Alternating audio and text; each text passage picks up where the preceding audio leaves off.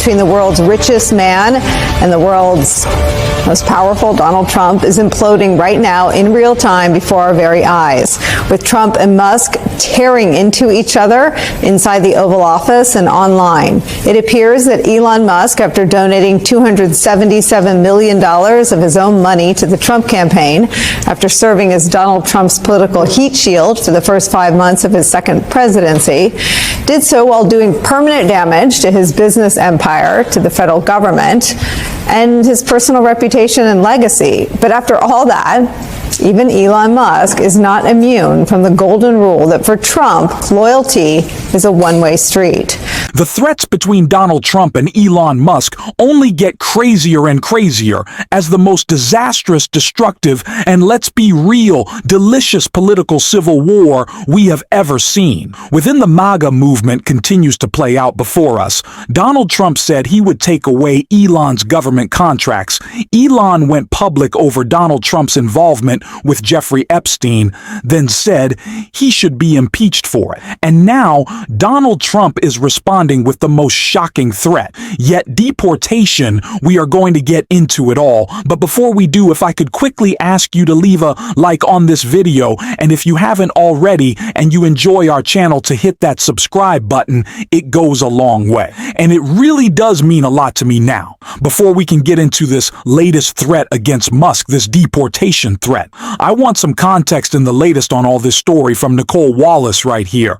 Elon knew the inner workings of this bill better than almost anybody sitting here, and he only developed the problem when he found out that we're going to have to cut the EV mandate. He knew every aspect of this bill. He knew it better than almost anybody, and he never had a problem until right after he left. He said the most beautiful things about me, and he hasn't said bad about me personally, but I'm sure that'll be next.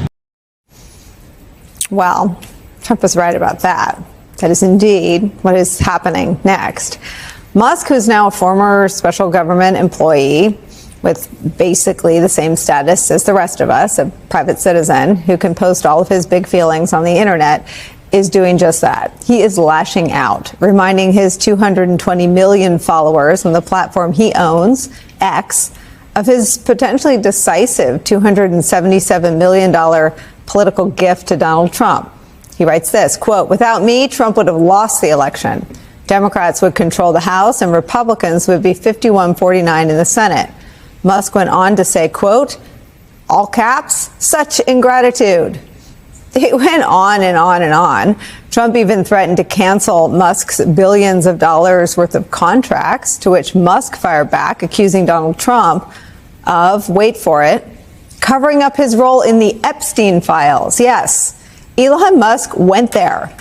The Epstein files. Now, the Epstein files are government documents from the investigation into the disgraced financier and convicted sex offender Jeffrey Epstein. It animates, it takes up a lot of heat and energy on the right. But as sordid as this all is, and it gets worse, let's stop here for a second. Why does any of this matter, right? Two tarantulas in a bowl. Why does it matter? Well, here's why.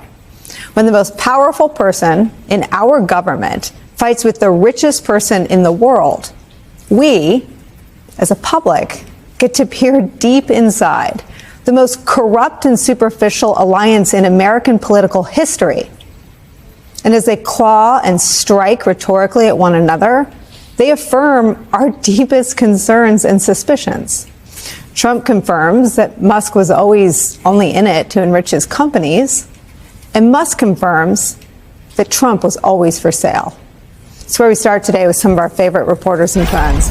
New York Times correspondent Teddy Schleifer is here. Also joining us, the president of Media Matters for America, Angelo Carasone. And with me at the table for the hour, New York Times editorial board member, MSNBC political analyst, Mara Gay. Nicole Wallace made what is the most important point, and a point that I will continue to come back to as we discuss Elon Musk calling out and going public with this attack on Donald Trump's relationship with Jeffrey Epstein. These people knew these disgusting things about each other from the start. Elon knew he could buy Donald Trump, and Donald Trump knew that Elon was corrupt.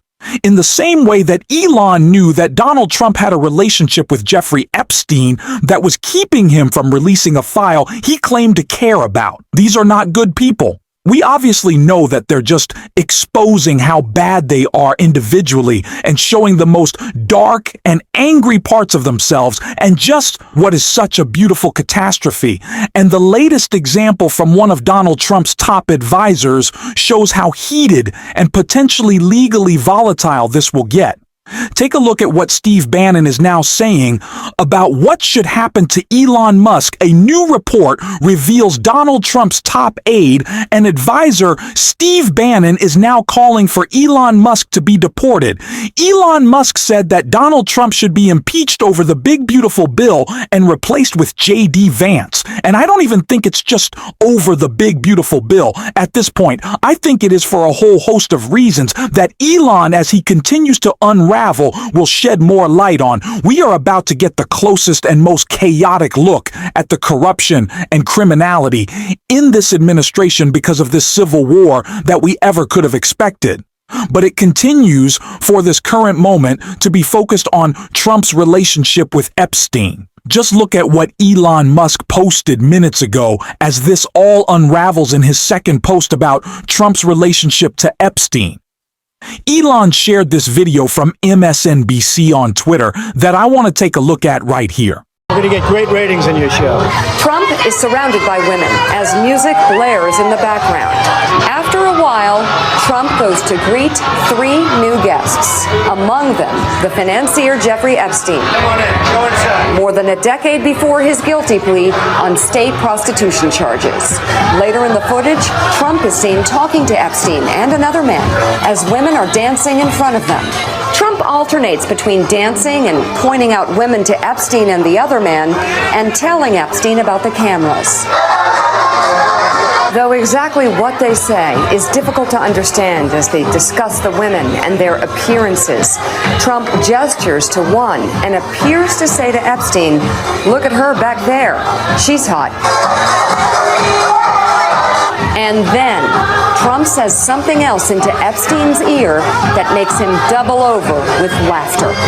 But as the president says now, he never liked Epstein. It's really interesting to me that Elon Musk thinks he gets to position himself as some sort of hero in calling out Donald Trump's relationship to Jeffrey Epstein when, one, he has a relationship with Ghislaine Maxwell and probably did with Epstein as well. But Elon isn't saying he discovered all of this today.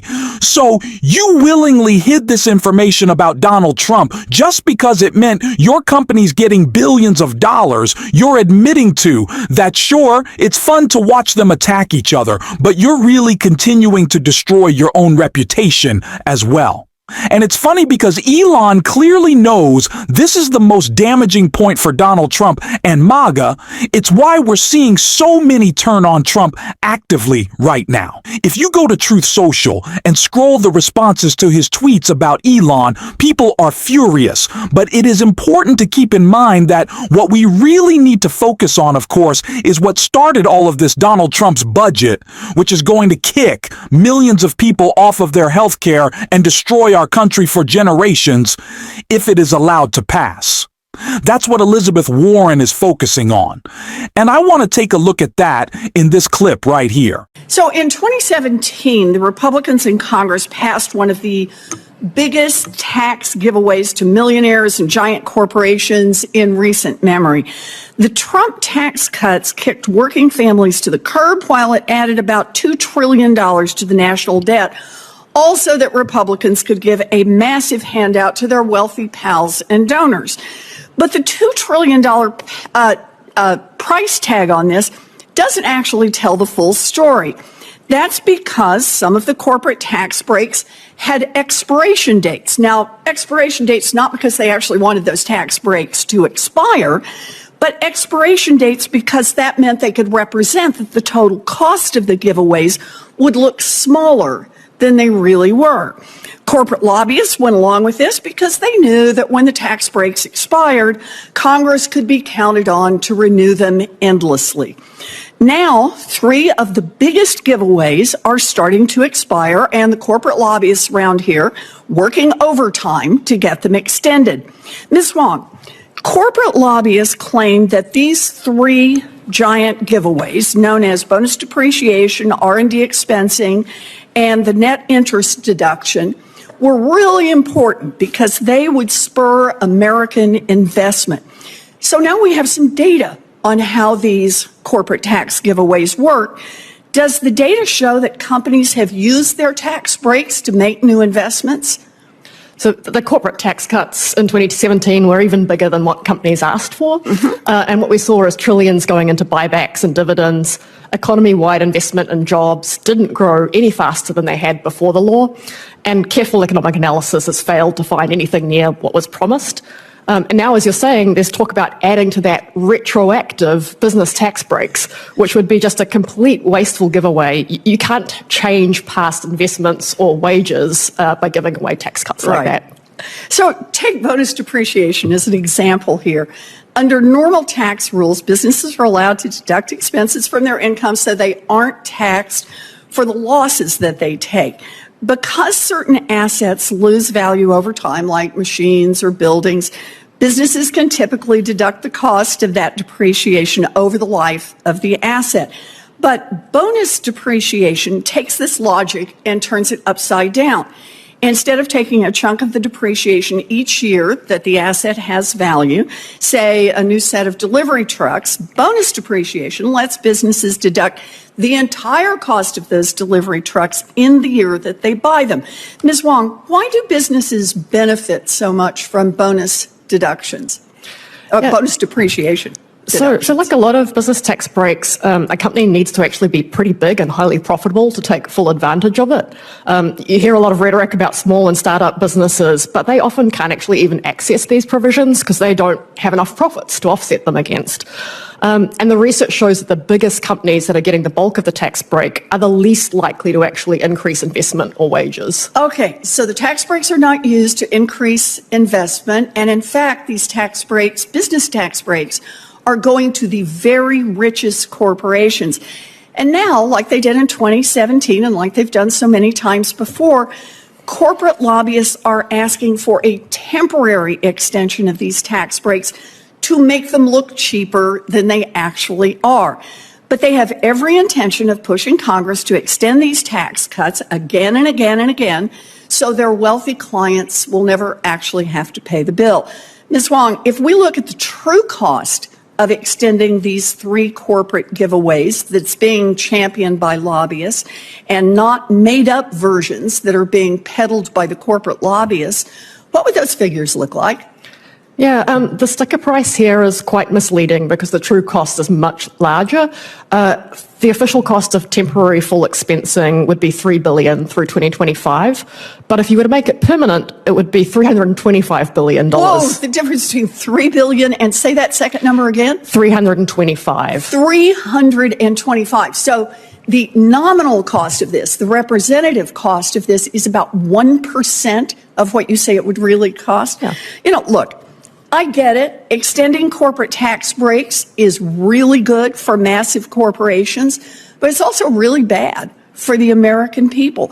This civil war is one of the most shocking developments of the Trump presidency, and of course will continue to be. We are going to be covering it every single second on this show. I'm not going to be sounding as great as I usually do, covering it. As I have said, I just got my wisdom teeth out this week, so it's going to take me some time and recovering and being able to speak as well as I should. But I appreciate y'all dealing with that. Listening to me sound not as perfect as usual. It really goes a long way.